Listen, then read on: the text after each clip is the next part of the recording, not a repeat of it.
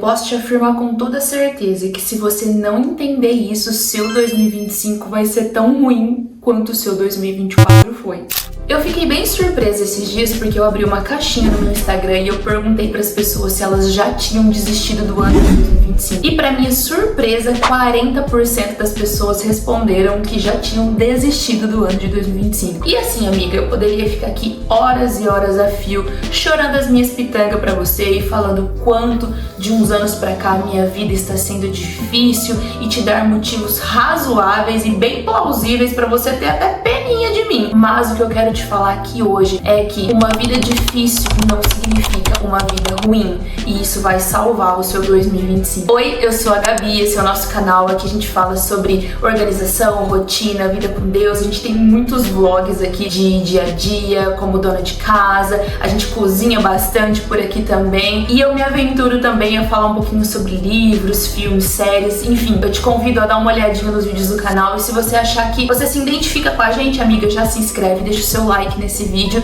e bora lá. De um tempo pra cá eu tenho ouvido muito uma frase assim: nossa, você é muito forte, você é muito forte, por causa de muitas circunstâncias que vêm acontecendo na minha vida, na minha família, relacionada à saúde e a muitas outras coisas, né? E eu cheguei a uma conclusão que não, eu não sou forte. É claro que o Deus que habita em mim me faz forte porque Ele é forte, mas a questão não é essa. A questão é que eu aprendi a duras penas, amiga, uma coisa que eu quero te falar hoje, e eu quero te dar 3 dicas a respeito disso. E não, eu não me considero uma pessoa forte, mas eu me considero uma pessoa que usa uma lente, e essa lente se chama lente da gratidão. Todo começo de ano eu volto à minha leitura bíblica no plano anual e eu começo a ler Gênesis, e sempre que eu leio a respeito de Adão e Eva, sobre o fruto que era proibido e como Deus pediu, ordenou para que eles não comessem daquele fruto, e toda vez que eu lia esse texto de Eva comendo o fruto, e eu via exatamente isso aqui, eu quero ler para você. Gênesis 3:6 diz assim: quando a mulher viu que a árvore parecia agradável ao paladar, era atraente aos olhos e além disso desejável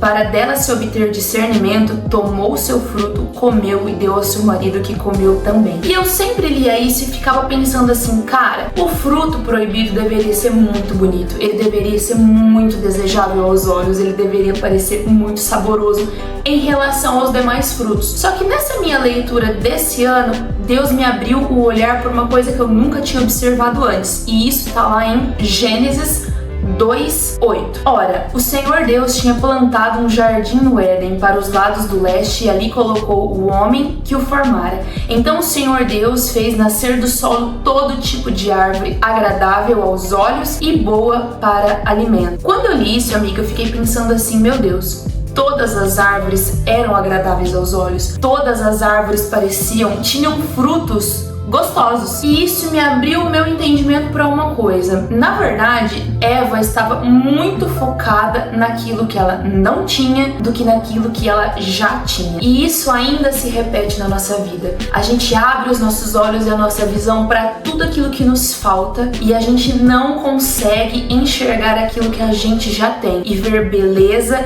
e sentir sabor naquilo que a gente já tem diante de nós, que está disponível pra gente. E diante disso eu queria te dar 3 pequenos conselhos que têm feito com que os meus olhos, as lentes que eu uso, me beneficiem para ver gratidão em tudo aquilo que Deus me proporciona e não ficar olhando para tudo aquilo que me falta, para aquilo que eu sofro, para aquilo que eu padeço. A primeira dica que eu quero te dar é: existe uma história real por trás da história de outras pessoas, e essa história real não é a história que você enxerga. Aconteceu uma situação muito engraçada esses dias atrás com o nosso grupo de amigos. A gente tinha combinado de ir acampar, porém o meu marido não gosta muito de dormir fora de casa, então a gente combinou que a gente iria pro lugar que eles estavam pra gente, se reunir, fazer fogueira, tal, tocar um violão, mas a gente viria embora. A gente comeria lá com eles, faria o nosso churrasquinho, tal, e viria embora pra dormir em casa. No dia que eles foram, a gente iria à noite, mas o que aconteceu? Caiu um pé d'água, amiga, e a gente acabou não indo, a gente não conseguiu ir à noite, e a gente acabou não não indo também no outro dia. E eu ficava vendo no nosso grupo eles mandarem fotos do nascer do sol e fazendo um cafezinho lá, né, acampando, e eu tava aqui aguada de vontade de estar lá com eles. Eu falava pro Gabriel assim: amor,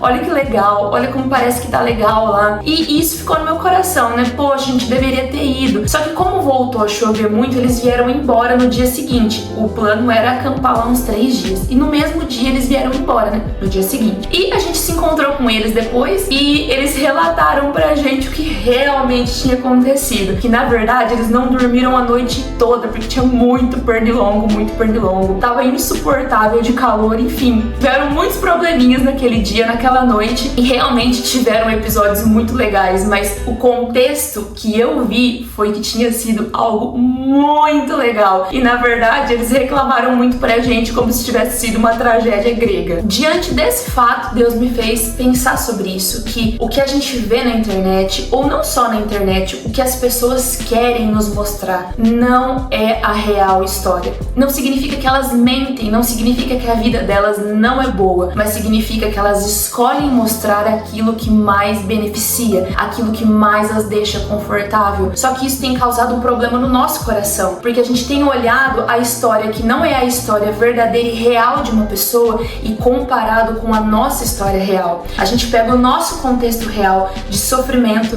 de dor muitas vezes, e compara sempre com o palco de alguém muito lindo, muito maravilhoso, cheio de coisas maravilhosas e perfeitas. E eu sei, isso não acontece só na internet, mas o que você precisa saber é que tudo aquilo que você vê não é 100% real. E não é porque as pessoas mentem, mas é porque elas escolhem te mostrar aquilo que é mais legal. E diante disso eu preciso te dizer: acorde e vá dormir sem comparações. Não compare a sua vida, não compare o meio do seu filme com o final do filme de alguém ou com aquilo que ela quer te mostrar. Você já entrou numa sala de cinema e pegou um filme de ação pela metade? Geralmente na metade do filme o mocinho tá, ó, se lascando, amiga. Mas esse é o meio do filme, o final é diferente. E a gente tem comparado o nosso meio de filme com o final do filme de alguém, que é aquilo que ela tá mostrando. Então, acorde e vá dormir sem comparações. Isso não significa que você não pode se inspirar, e esse é o meu segundo ponto. Se inspire nas pessoas, mas a sua comparação deve ser com uma pessoa só,